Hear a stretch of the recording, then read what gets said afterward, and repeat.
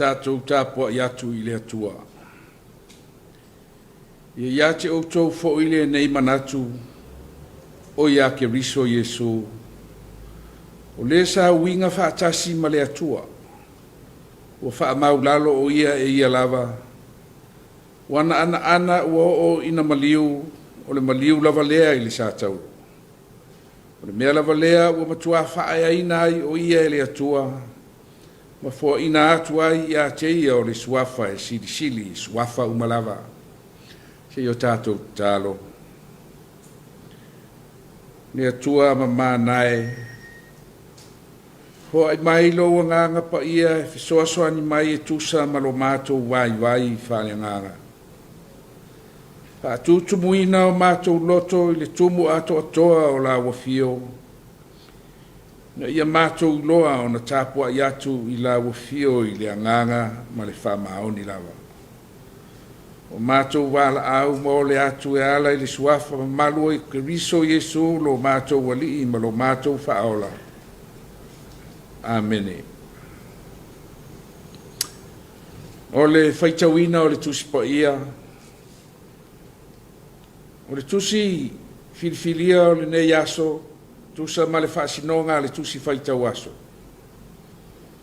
Tusi a Paulo le kalesia I Kalatia. Kalatia I lona mata upu e wha. O le whai upu e se fulu ma le lua. Wha ngata I le whai upu e lua se fulu. Wha fonga maia. Ia fionga pa ia lo tātou utua. Le au soe. O te ai o yatu ia te o tau. Ia wha apei o au o tau.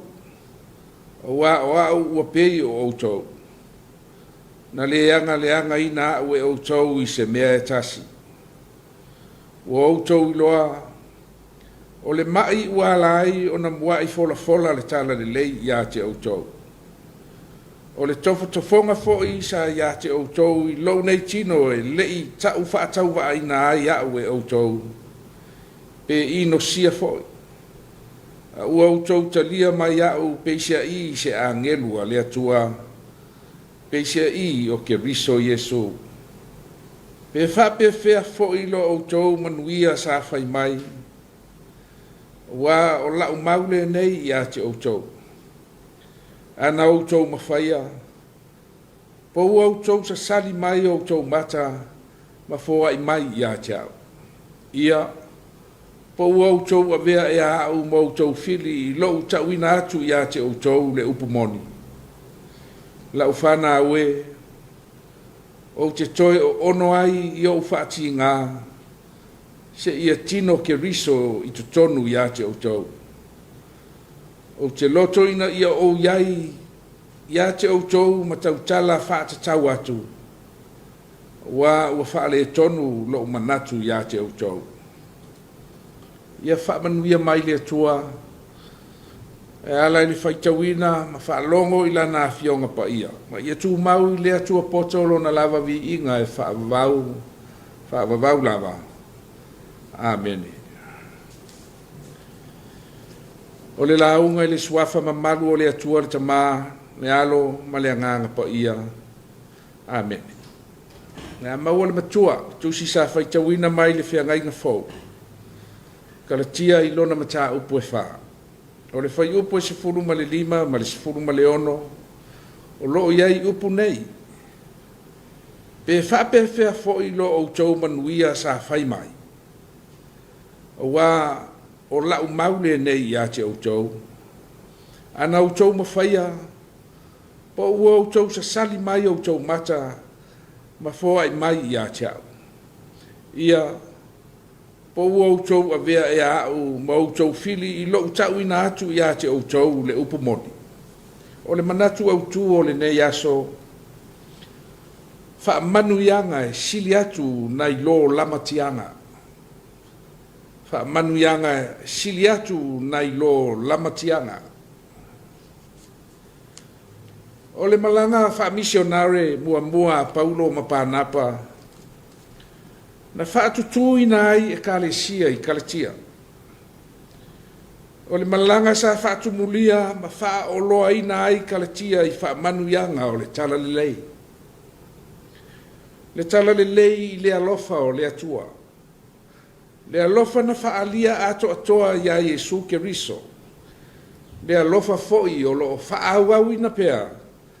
E ala I le mana o le anganga pa ia. Le anganga o lo fai ma malosi wha tupu malosi. Mo le au wha atua a o whea ngai ma le wha iloa ina ma le tala ina o le malo le atua I le lalolangi. Le tala le lei le wha o le tanga le atua mo tangata uma, no uma. Le lalolangi atoa a e le na o Israelu. Peita, e lei taunu le lei mai le whai ngā malanga I whanua. Ai ua maua tala, ua lamatia, ma wha atu waleina le kalesia I kalatia, e isi tala inga, ma le tala le lei e ese mai le tala le lei ia Yesu ke riso, ma le wha ola tanga mo tangata uma. Tangata uma e tari tonu ma wha atua. Le tala le lei na muai, tauina atu e Paulo, e le mawhai o na vao ia e se tangata. Se e kalesia po se whaatua tuanga. Se nuu fo I po se malo. E le mawhai. Le e wha malosi mai ai. Whai a onga ma o a o tau whaasise o le lotu ma le Tapua'iga iutaia. O I lātou fo I nei. Wa lātou tu wa I pepelo ina. Paulo I ana a o onga. I tangata kalatia ma nuu ese. E lea o ngā o na muli. I le mautula fono maanga nuu a iutaia. E le whaaola ina ai se tangata. E se foi ma le whaamaonia la tautua inga. E ao o na mua I a vea le tangata o nuu e se whai ma iutaia. O na whaato a ma whai lea o na whai ma kerisiano whaamaoni. Ioe. O tua inga nei e le moni ma le wha maoni, ma le tala le lei ese ua li liu I ai kalatia, ma ua la matia ai le soifua o le whai ngā luenga. Le na tō fia sa o mai lava e le alii o Yesu, e whai ma waa ma ipu e mumoli la na tala le lei inu ese. Ua le pae le lei, ma lango tonu le maupoponga, o le tali mua fale ma le urua ianga le leisa I a kalatia. O la le apostolo, ua o wofo. Kalatia e ua o wofo I le vave o na li liu ese ina o tou. I le na vala awina o tou. Le alofa tu noa ke riso. Ai whaasanga I le tala le leia ese. E le se tala le leilea. Kalatia vale ai. O aina ia pelongia o tou, ma whaali liu ese ina o tou. Mai wha manuianga o ke riso toi tu. Ma losi tele, le au tau whaasise. Le au kerisiano I utaia tala pepelo. Ma le tau wha matau, wa le mawai se file mu I totonu o le kalesia. Mai se lo lato tu ina nau leanga e ave se ina Paulo mai lona vala awina. Le ala leo le toi wha manatu a Paulo I a kalatia. Yo tu mau ma wha maoni e pei o a. Ia wha pei o au o tou. Ina wau mwai fola atu le tala le lei I a te o tou. Sa o I a te o tou I lamatianga. O mai mati ngai lo nei tino o se tofo tofonga tele lea I a te autou. Peitai, sa le tau whaatau wa aina au e autou. Pena autou ino mai, ai le ai lava. Sa autou talia mai au, peisea I se angelua le atua, ioe. Sa peilo autou alofa ma lo autou anga le lei I a te au, o Yesu ke riso lea o autou whaia I ai. Kalatia e, wane o fea manuia ma whaamanuianga o le tala le lei sa o tau oli ma fia tele ai. O fea whaamanuianga o le anganga sa o tau ai ma o ai whariseu ma sa ai maa o mari. Wa ai ulu tua na i tahaisi. Maua ula futi kalatia o te mori mawatu ia te o tau ma le whaamaoni. Ana o tau mawhaia o na sasali mai o tau mata o te tali tonu tau te foa i mai ia te au. Kalati ai o whaale tonu i lo manatu ia te o tau. Po ua vea e a au ma o tau fili i lo tau ina hatu ia te o tau o le upumoni. Ioe, la ufana awe o se tui e sili o na ti ngā. E pei ona ono o le tina ua wha ti ngā o le a whanau. Wha pena lo ono e toe tau mawhai atu. Ina ia tino mai ma ia soifua ke riso i tonu ia te o tau i lona tumu ato atoa. Ma ia o tau toe sāwa wali tonu iala o le tala le lei. O le upumoni o te le fefe i lamatianga o lo nei ola. Po le avea o au ma o tau fili paua o lea ia o wha maoni ta watu le upumoni ina ia o tau sāwa wali ai. O lo matuana unau ma le ori i le atua ma le toe wha mautu ina o le tala le lei e pei ona o mua i tala ina atu. O wha manu ianga ia e sili atu na i lo lamatianga. O Yesu ke riso foi le sa winga wha atasi ma le atua. Le i manatu o ia o se mea e u mau lona tūlanga tutusa ma le atua. Ua wha mau lalo o ia e ia lava. Wana ana ua o ina maliu. O le maliu lava lea i le sa tauro. Samoa e. A walo tātou whaau ina. Ma le whaau la tanga. Ma wha manu ianga o le ola e whaavavau lava. Amen. A tātou vi atu i le vi inga e lua se lau 5 se furu iwa le pese.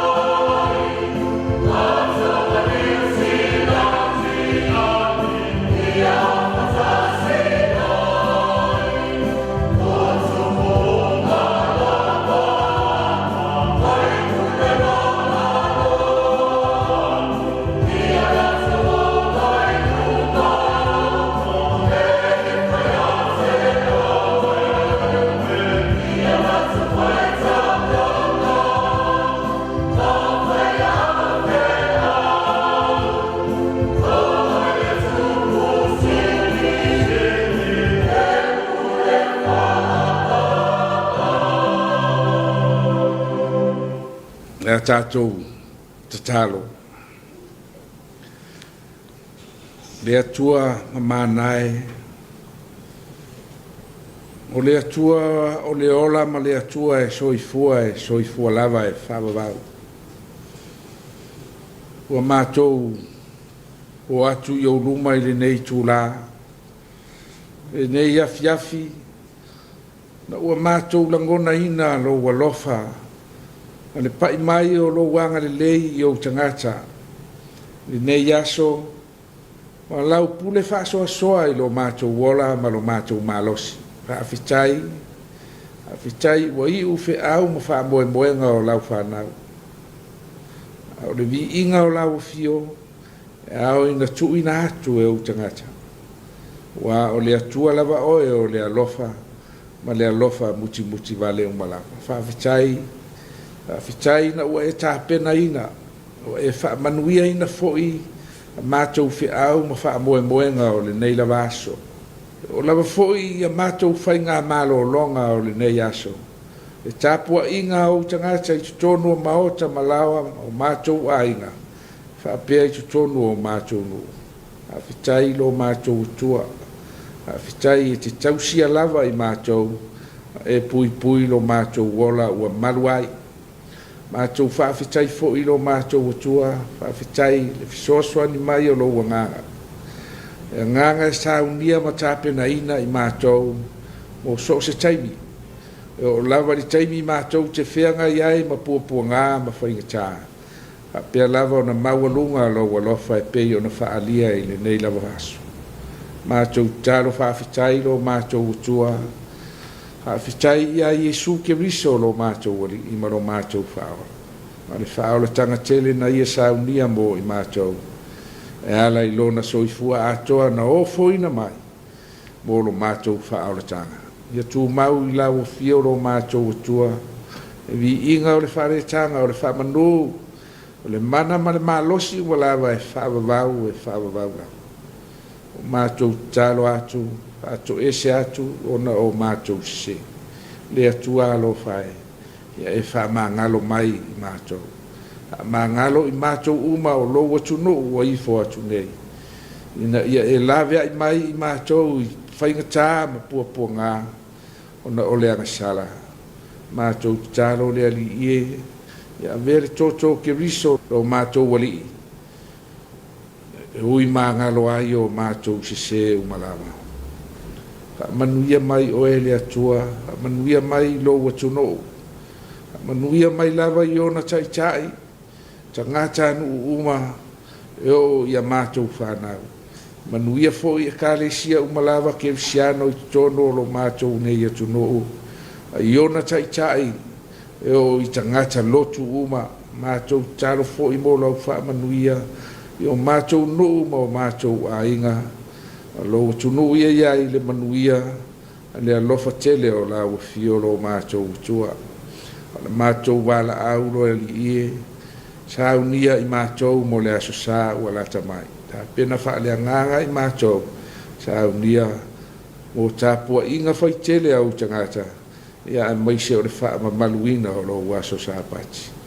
O nisia o a mātou talo. Mātou wole ma wala au lawa. E ala li suafa o lo mātou wali o Iesu Kiriso. Ale manuia ma le file mu, le alofa tele o la wafio le atua lo mātou tamaha. Le alofa silisili ese o Iesu Kiriso le alii ma lo mātou whaola. Tu mau i mātou ma lo wanganga pa ia. I lunga leo i mātou ma lunga o lo watuno ma lau whanau umai le laluang. Nei se ia o i le whaabavau lava. Amen.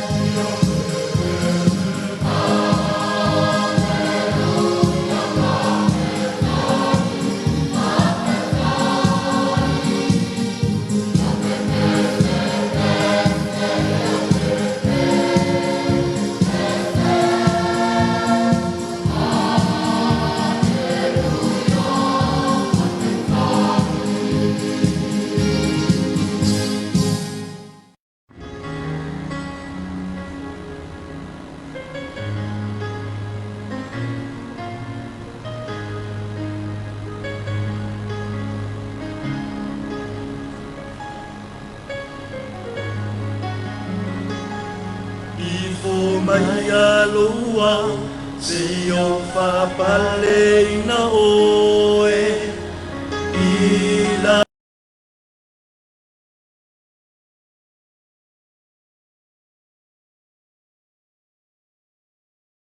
uvi inga olo mama lupa ia fa nene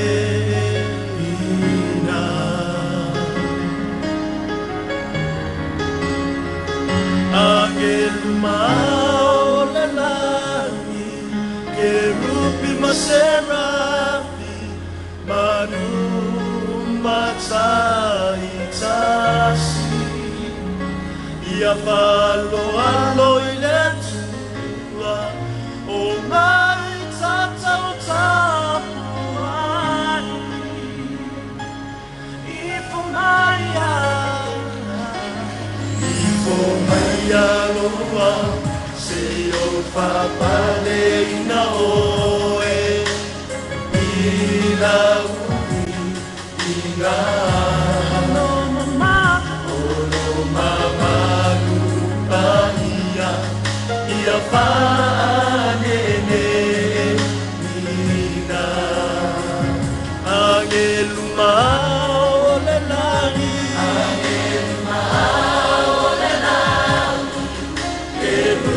Serafi Manu Matsai Sasi Ia Palo Alo Ile Tua O Mai Tatau Tapuai Olo Male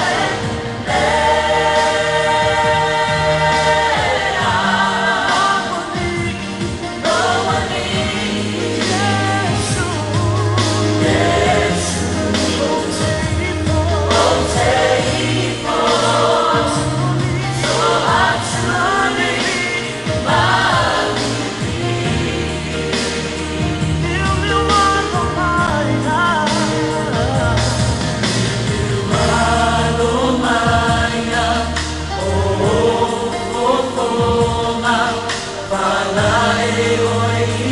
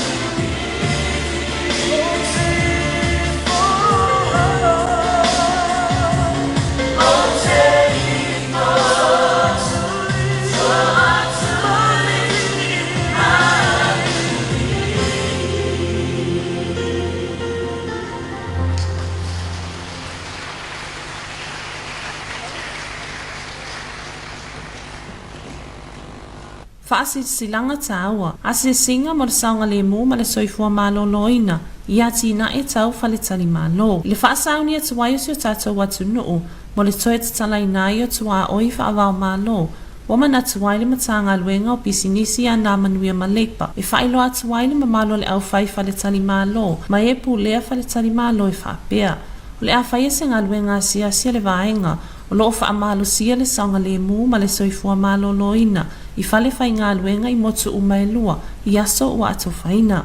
O polu aso ngā fua lua sulima iulai, aso whareile lua iwa iulai lua afe lua se fulumani lua. Sawai aso ngā fua lua sulima iulai, anga ila aso lulu lua sufito iulai, lua afe lua se fulumani lua. E tu sai ma le vaenga fulumani tasi, ti ute lau tele o tangata e ona ngā luenga I tangata whai ngā luenga. E tataui se tangata e ona ngā luenga, o na whaia la asanga uma e tala whea ngai, e pui pui ai le saunga le mō, soifua malo loina ma le soifua le lei, I ngā luenga o tangata whai ngā luenga, ma ia tu ina atu ma whaatu mau se si o manga saunga le mō, ma soifua malo loina I ngā luenga, e au whiai vai la au, whai ngā tau le whatinonga o ngā luenga, ma so o se whale po o se no whanga whai tele, po o se no whanga o mia sa o loto, leo lo o whai ai se ngā luenga.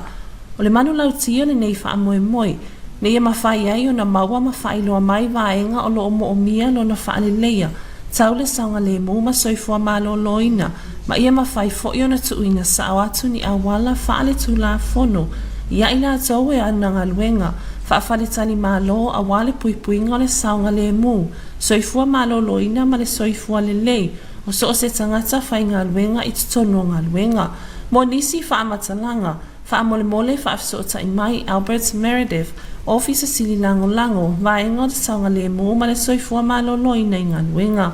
I le numera telefoni, lua o whawhatasi, po le lua tolu tolu.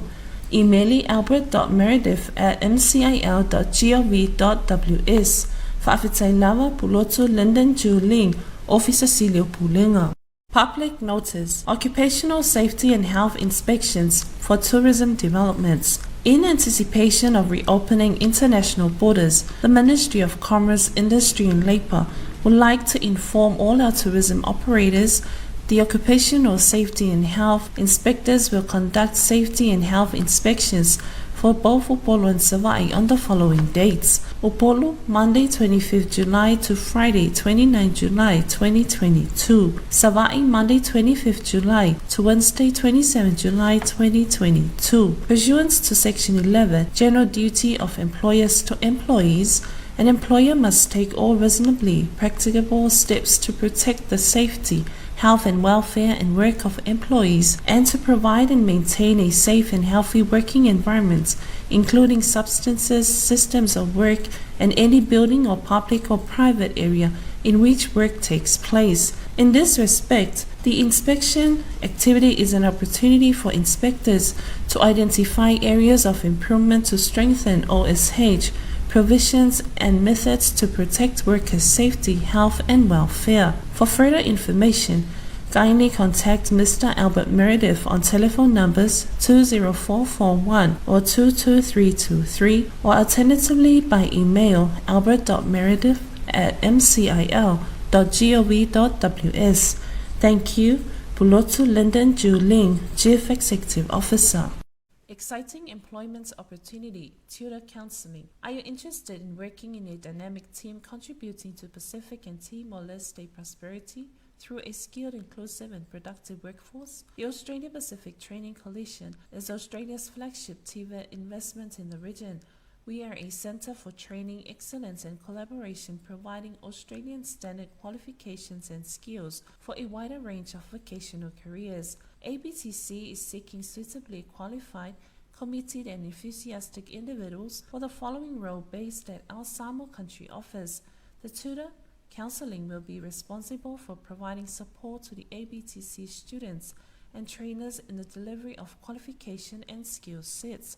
The incumbent will work under the supervision of a qualified trainer and will undertake professional development to build knowledge and skill levels to enable increased independence in training and assessment activities. To be successful in this role, you must have: first, Australian vocational qualification in counselling; second, recent relevant industry experience, minimum of 5 years, must have industry experience within the last 2 years; third, demonstrated capability in both written and spoken English communication skills to work with students of different nationalities. Applications close 9:59 p.m. Samoa time, Sunday 31st July 2022.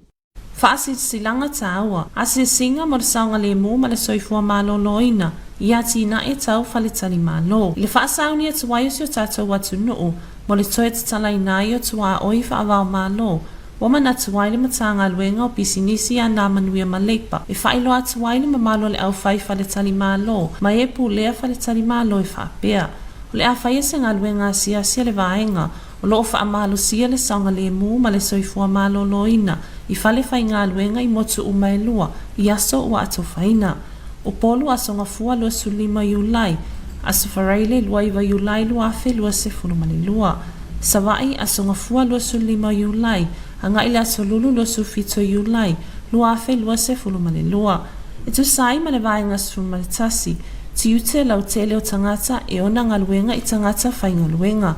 E tatawi se tangata e ona ngā luenga, ona whaia la asanga uma e talawhia ngai, e pui pui ai le taunga le mo, soifua maloloina ma le soifua le lei, I ngā luenga o tangata whai ngā luenga, ma ia tu ina atu ma whaatu mau se si o manga saunga le mo, ma soifua maloloina I ngā luenga, e au fiai vai la au, whai ngā tau le whatinonga o ngā luenga, ma so se whale po se no whanga whai tele, po se no whanga o mia sa o loto, leo lo o whai ai se ngā luenga.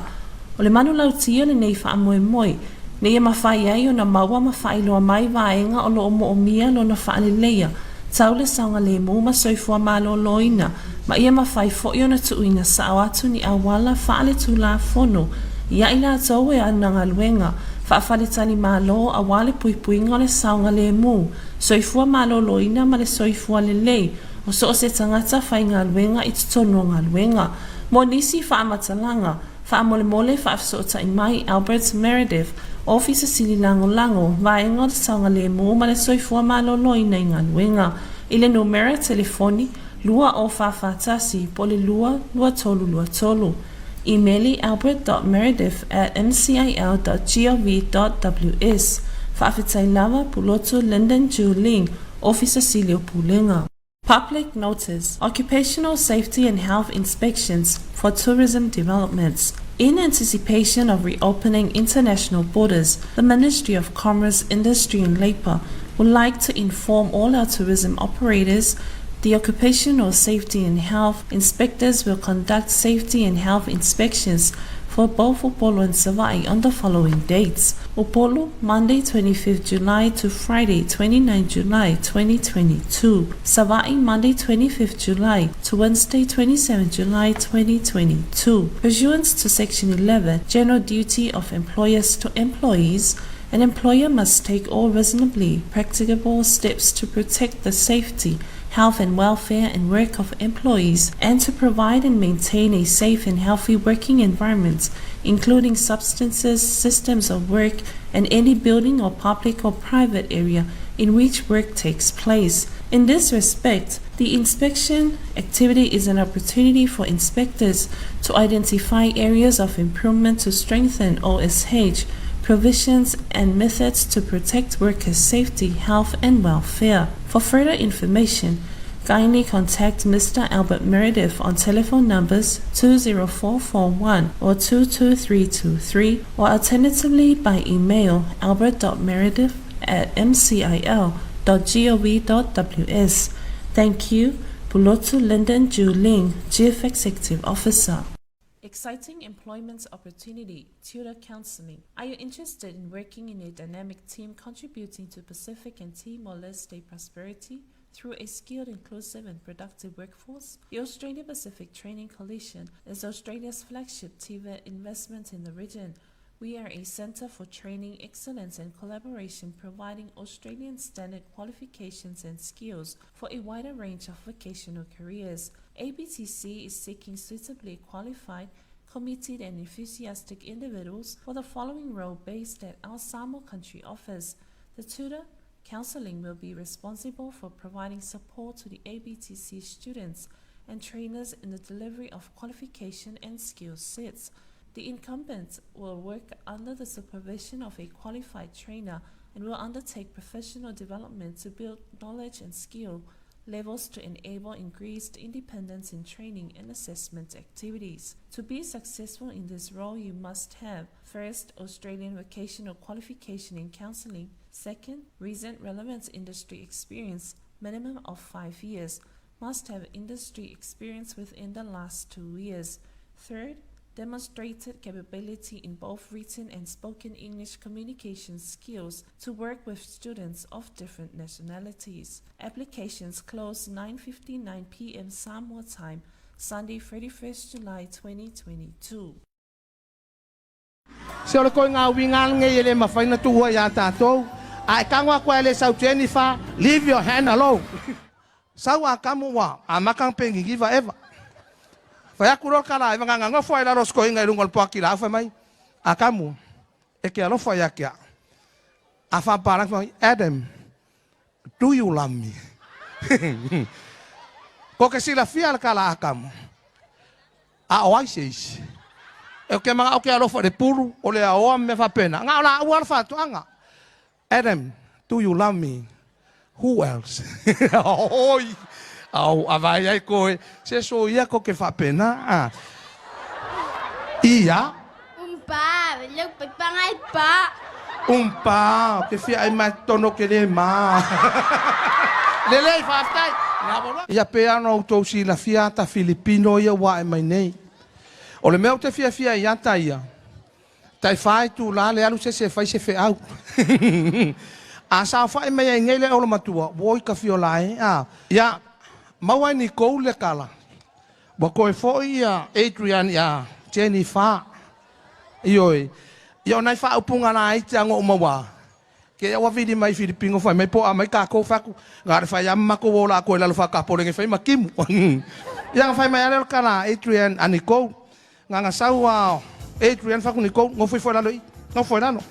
Face to face is better than a letter. Wow! Vai koe ala au whai kukusi. O aso ia tātou whai atus. O le upona parangi tia hani. Al whai tusi al Samoa. Tia my sweetheart. Tia my lili my vanu. Tia my puatau nofo. Ala me ke le whai ai tia la ulo le popo wa ke fia lo. Wa ke fia lo le popo. Ioi. Tia my lo le popo. Foi le upu whapena. Ia ke ia le whai mai. Ia. Amaka no whai mai. Se mai ai o se tanga malu. Ai o nofo atu i lunga o le falafala susu. Ke o foi lo le limongi ai ngama. Ia vai lai upa ni kou na whai a Adrian. Adrian. Why you start feeling more your love on me because of Jennifer? I know, Adrian. Look at me. You double back your love on me because of Jennifer. Boy, makavale idivan. For your information, Adrian, the baby I had carried is Penicia's property, not you. I don't want to sell this property to you.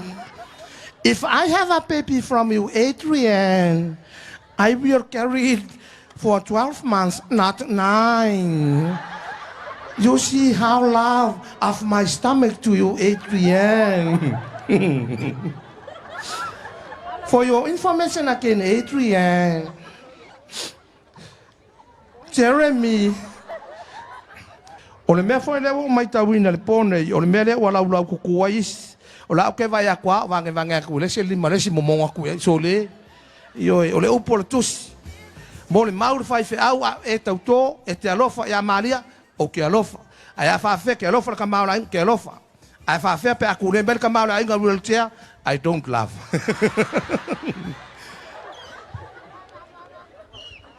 Ja?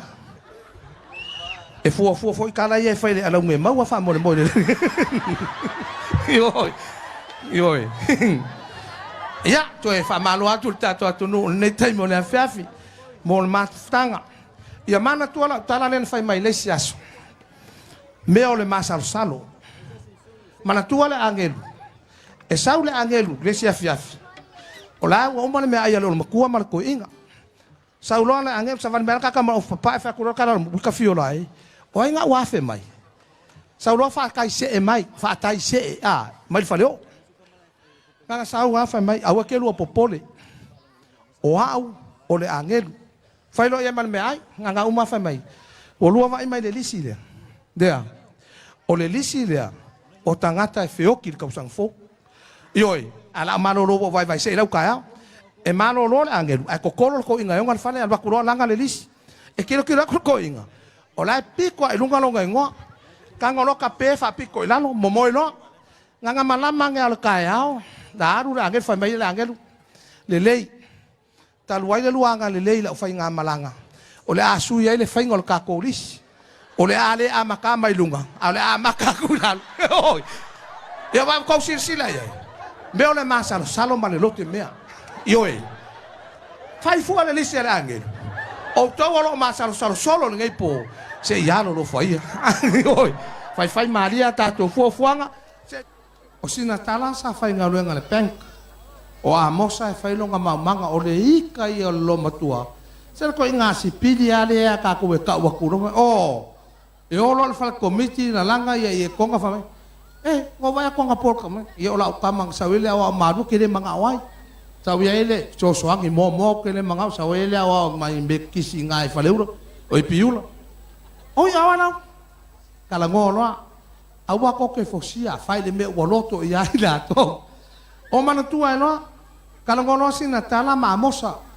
pa kulo amosa kala e fa fengo ro kur fal me ti kala ya apa ko ngo kong nge se ma pa ai o ro kingana piko mai ma ke ko kau no kala le piko mai yo ma ala pa ma po se lo fo o le wo mo bola ikia le la ro kulo pesa o le pese la masangenga pese ya mosa pa ku fafo me ke la kulo ku man fakai pese lo fa pe o le tuli manu o e o lo ufatu o ya ile lo fa kali mai singkala I'm coming a mosa yoi o mai fafo fa ya vanga fa ya yoi adua ya fa pena tolu vayaso mawalo le tingawa o ai fo singkala fa kulo singkala sa walu kwa ya silo ankola kwa kele ko manga mei pakulo amosa le sias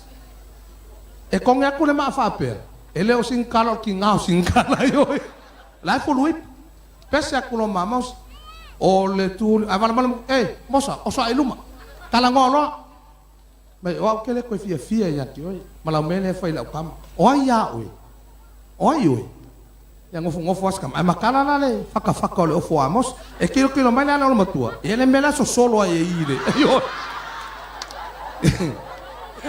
lua mai aso e vai ai ko ya lua amos e pese aku amos ai faf o le tuli manu o e lo ufatu o ya ile lo fa a kali melo mako e kong a o le tuli manu o lo fata o ya ile la fa yo ele ko yo ya amosa de ko yo ya o le tau te vai tau o tau talo so i fuanga ko ke sila ya ile au su e maliu le ya ngai o mana tua e lola maliu le singu la va la mal ko ingala kai kai ya la wala kulonga le lang kale ku ngai ku kulonga le lang Pulau. Se sala lola bolia. Ele lola bolia que me oso mel fa fingi. Ko vala melon. Pulau ngale lang, e vala ko fa fing. Manela lo langi.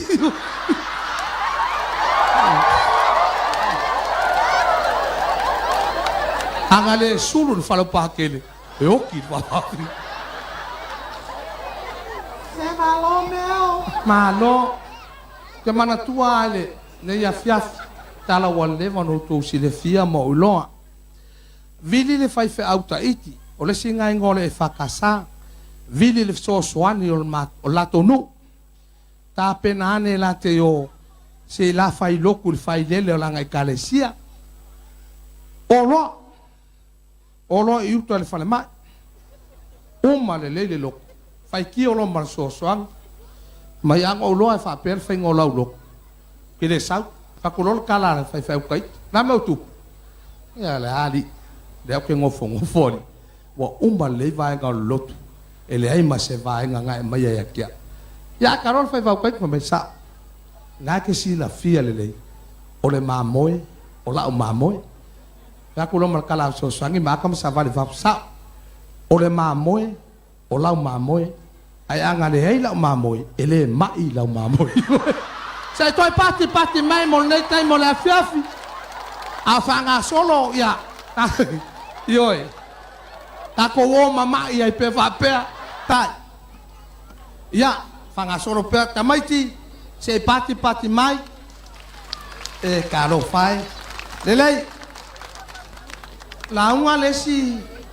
fai lot o le fai lotu ana ta ua le vi o le pi e fa pela le fai ngole ta la ta una ta no ai fai lot o le vi inga ta to te vivi ai o le vi inga e valu ina vivi ia o to le na vi inga a uma le vi inga ona lala le ilalo hoi ai nga kua e lungo le fai loku fai mai o le pi inga ta to te pipi ai o le pi inga e palu ina pipi ia o to ina na pi inga a mai ale pi inga a lala mai ilalo e kiri la ko fai feo wakalai o fo la ga lo ko me sole ele se pi inga o le vi inga ayo la lo le bua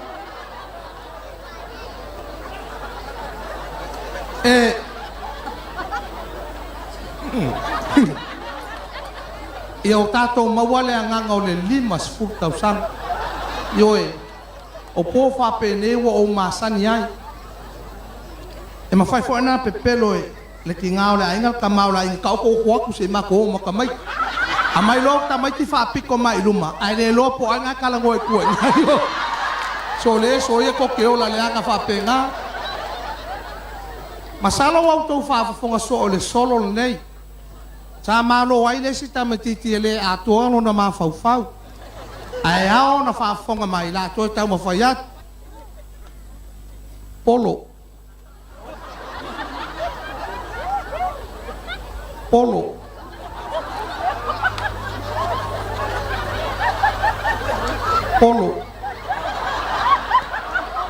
koi nga me alge ele a matale solo a wo o ma fa wa le sila ke o fo ya ke o ko le to le fa mai no le upo la unga mai ai le fai fa ya so la to tam fa ya polo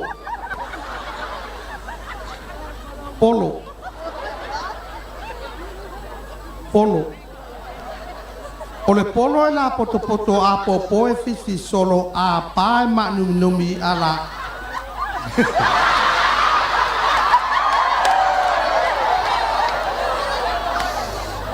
masaro lo to saule lu mai foi la tu pele mo ma Missionary Committee la o feo ngal Missionary to tua e lunga la ka kupe fa mo le mon la ko rock polo o le polo la poto a popo e fifi solo a pa ma num a kiki o soso ala ina o mo a malo pe o so popo a susu e fiti manofo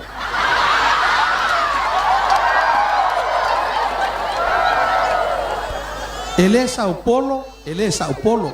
Paulo ai tai lo ya oi maula ngona